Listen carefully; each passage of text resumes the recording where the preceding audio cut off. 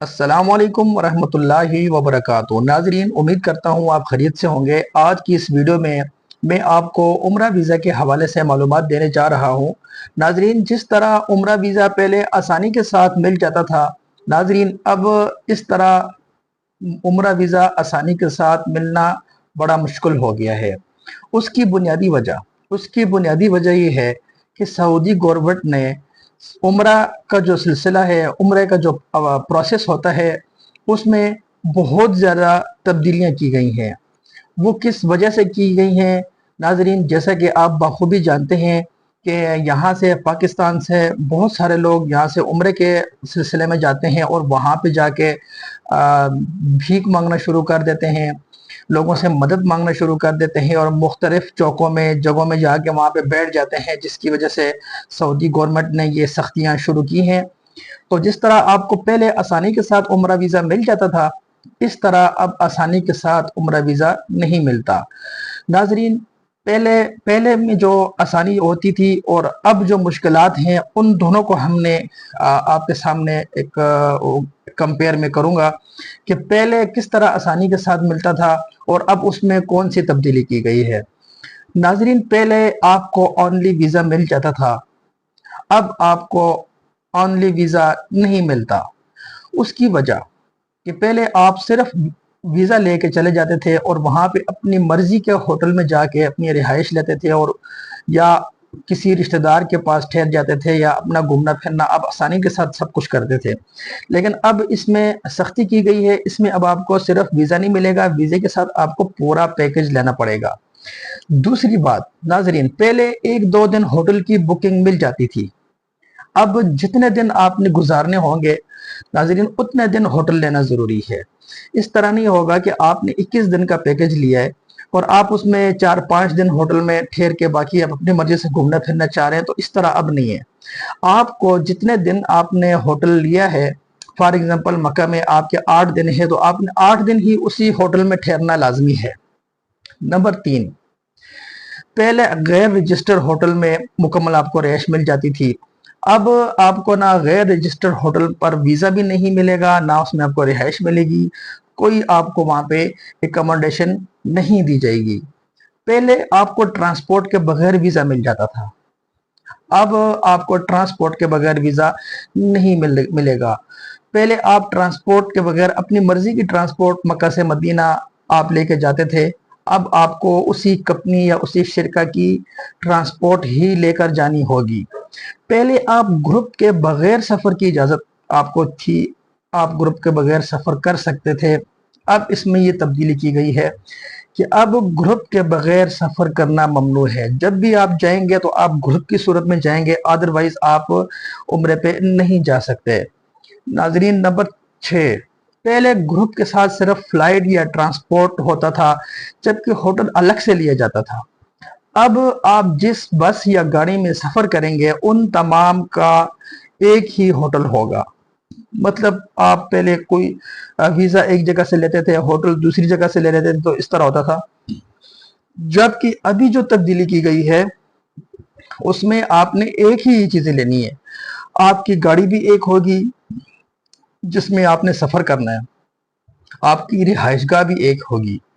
Number 7, पहले एक बंदे से लेकर 50 बंदों का वीजा रेट एक ही होता था। नाजरीन, अब जिस गाड़ी में सफर करेंगे उसमें ज़ायरीन की तादाद और गाड़ी के मायार के मुताबिक किराया वीजा में चार्ज किया जाएगा।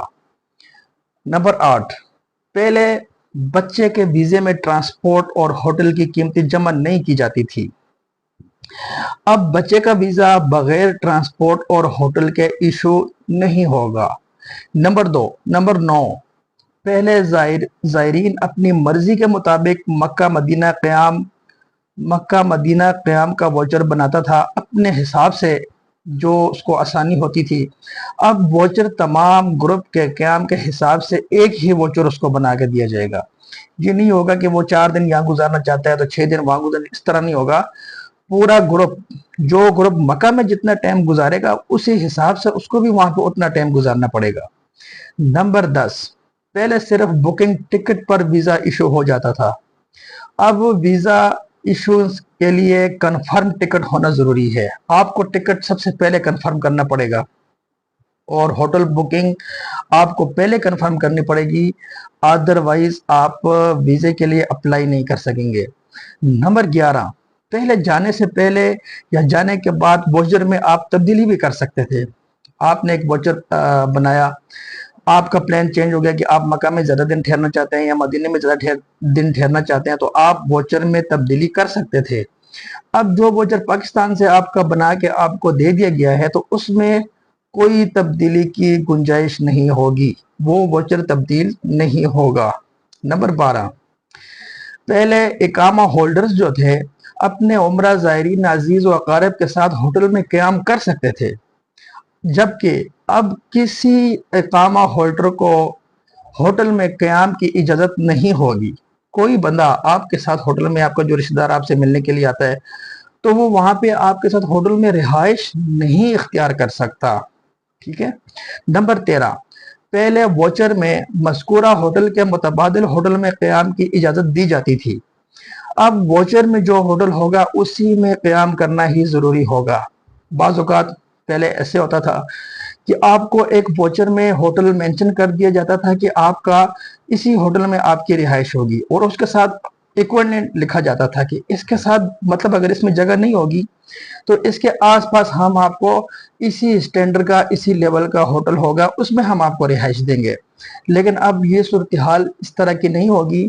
अब इसमें आप कोई भी चेंजिंग नहीं कर सकते। जो होटल आप पाकिस्तान से यहाँ से लेके जाएंगे उसी होटल में आपका क़याम करना लाजमी होगा। मज़कूरा जितने भी तमाम क़वानीन की पाबंदी कंपनियों पर भी और जो ज़ायरीन है उन पर भी वाजिब है, और खिलाफ वर्जी की सूरत में भारी जुर्माना कंपनी को भी होगा और कंपनी की बंदिश भी हो सकती है, और जो बंदा कोई इसका गैर कानूनी कदम उठाएगा तो उसको भी जुर्माना हो सकता है, और मुस्तकबिल में वीज़ा के इजरा पर पाबंदी आयद हो सकती है। लिहाजा इन तमाम चीज़ों को मद्देनज़र रख कर अपने सफ़र की आप कोशिश करेंगे, अपने सफ़र की तैयारी रखेंगे। नए कवानीन हैं, इनके हिसाब से आपने चलना होगा, अदरवाइज़ आप पे जुर्माना भी हो सकता है, मज़कूरा जो कंपनी होगी कंपनी की बंदिश भी हो सकती है और बहुत बड़ा नुकसान हो सकता है। और ये भी मुमकिन है कि आने वाले सालों के लिए भी उम्रे पे पाबंदी लग सकती है। पहले से ही हालात इतने ज़्यादा ख़राब हो चुके हैं लोगों की वजह से, तो मज़ीद इसमें अगर कोताही होगी तो हमारे लिए मज़ीद मुश्किलात हो सकती हैं। Thanks for watching.